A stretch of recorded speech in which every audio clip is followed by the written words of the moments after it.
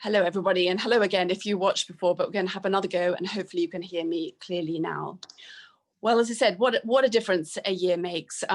Last year's Diversity Project annual seminar was an in real life event. I was standing on the stage at Willis Towers Watson in front of about 300 people. This year, of course, we're gathered virtually. You're all hugely welcome. We hope that you find the event interesting, helpful, even inspiring. But the good news is that means that lots more people have been able to join us. We have over 900 people signed up to at least hear part of this afternoon, which I think is testament to how much interest there is in this issue of diversity and inclusion. First, I want us to address the question that is, I suppose, the elephant in the room. We've had our lives disrupted in so many ways by COVID-19 over the past several months. But do you believe that COVID has presented more of a threat or an opportunity to our industry? I mean, in particular, around our ability to become a more diverse and inclusive industry. There's a polling button. There's a vote that you can place. It should be up on your screen. I know that most of us will think that there's a bit of both, but I want you to choose, is coronavirus from now more of an opportunity or a threat to diversity and inclusion in our industry? It'll take a few minutes for the results to come in, but not so long as the American election. So in the meantime, I want to do a quick recap of what's happened with the Diversity Project over the past year. It's an ever-growing community. That's the most important thing, really, that if you look at the amazing spread of logos on this page, big companies, small companies, it's a genuinely inclusive, member-led organization.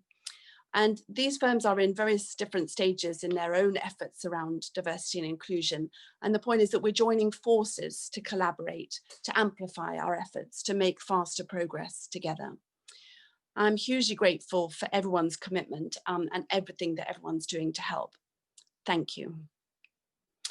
We also have an increased partnership community, and what we've discovered is, and perhaps no surprise, is that partnering with experts in the different fields or those with a great understanding of the experiences of particular underrepresented groups has been absolutely key to achieving results.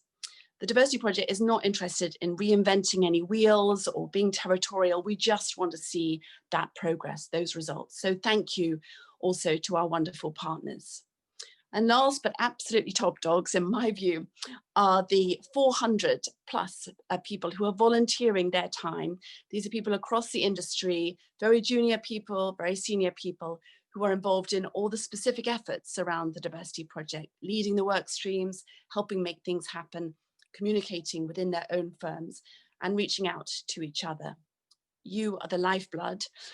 Your passion is phenomenal. Your enthusiasm is unparalleled. So a huge thank you for me. But the Diversity Project is obviously not a talking shop. It's the people that are doing things across every dimension of diversity and every career stage and every part of the industry. So when we launched now over 4 years ago, we decided then that if we wanted to attract a new generation of talent and to keep it, to see it fulfill its potential, then we needed a truly comprehensive set of initiatives. Now, here they are. It looks an awful lot, I know. It's not a bureaucratic organization, but it is a detailed set of focus groups. I'd like to just draw attention to a new one, which is social mobility. And also just perhaps put a little plug in, we're thinking of doing a new group on ethnic minorities. We already have a fantastic Talk About Black group, but obviously a lot of ethnic minority people who aren't Black. And if you're interested in getting involved, please get in touch. Now, we also obviously are listening all the time. We want to focus on things that will make an impact for our members. We don't expect everyone to do everything. So if you are just thinking of joining the Diversity Project and you look at this list and you think, wow, that's just overwhelming, we want people to find their passion project and to really get behind it. Now, let me see if we've got results in. I've been keeping a little bit of an eye on my other screen, and actually it has been quite consistent. So I am going to cut to the results, and actually it suggests that people are quite optimistic, which I'm absolutely thrilled and delighted about. 71% of you think that COVID is more of an opportunity to diversity, and around 30% just under think it's more of a threat. I believe that that is true. I believe we can make that happen. And perhaps we're going to talk a little bit more about how we can build back better. It's very much a theme of today. Now, I'd just like to talk about some of the things that we have been doing in the last little while. And in particular, we are looking obviously at how we can help with coronavirus. We are going to we've had a lot of Ask Me Anything calls. We have been very comprehensive. These are calls mainly for individuals who are working for our member firms, who might have concerns about issues like mental health. They might be struggling to balance family and work. The program has been quite extensive since March, and really we hope has been addressing a real need, particularly when people perhaps don't want to talk about some of these issues to their manager or to their HR team, that they actually just want to, and perhaps more anonymously, seek advice and counsel. We did ease up on the program a little bit as restrictions were being lifted and there was much more focus on getting back into the office. But now, of course, we're reinstating it again.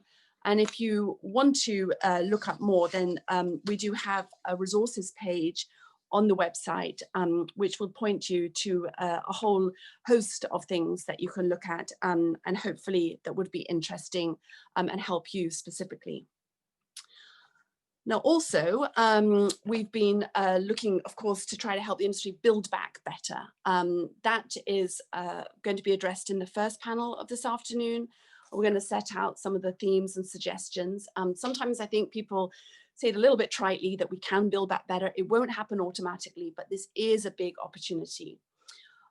Meanwhile, the rest of our work continues. We've upped the ante, but we haven't taken our eye off the ball on the other issues. And you should have in front of you a slide which sets out some of the themes that we've been working on consistently since we first started. We are trying to develop higher standards and more collaboration across our industry. We are aiming to share best practice. And I'm confident that some of this is really going to help, just as whether or not we were looking around COVID. I do believe that we have an opportunity now, whereas we hadn't had before. If we go on to the next DP achievements page, you can just see a little bit more around what we've been doing. But I just want to spend one more minute on the coronavirus challenge. In my career and in previous campaigns that I've run, I have seen great opportunity emerge from crisis. It's never obvious when we're in the middle of it all that that's going to be the case. And I think there is a danger that we might be distracted by other things going on around us. The importance of what we're doing cannot be overstated. If we look at my final slide before we go into the Build Back Better panel, I just want to make a few initial calls to action. I think there is a risk, even if we're as a group pretty positive about what lies ahead, but there is a risk if we just expect that we'll carry on and we'll continue making progress, that we won't. We know the challenges, we know some of the discussion that's having in the wider society about rising inequalities. So we'd like to ask every member firm, every person who's listening today, who is a member or else somebody who's just vaguely interested in the whole subject, please don't take it for granted that we'll make progress. We're going to ask you today to review and renew your commitment to diversity and inclusion in light of COVID. We can't emphasize enough the importance of data. Keep measuring what's happening. Don't just think anecdotally, people are okay. And we've got some ideas, as we'll share with you today, about how you might do that. I do want to urge you to keep the faith. Our industry did need a shake-up. I wish it hadn't been COVID, but let's take this moment to raise our ambition, to take some bolder steps, to encourage and to support each other, and to thank each other for everything that everybody's been doing so far. I'd now like to pass you over to the wonderful Jane Stiles, who's been doing so much to pull together lots of ideas around how the industry can build back better, and who's going to introduce a great panel on the subject. Jane, over to you.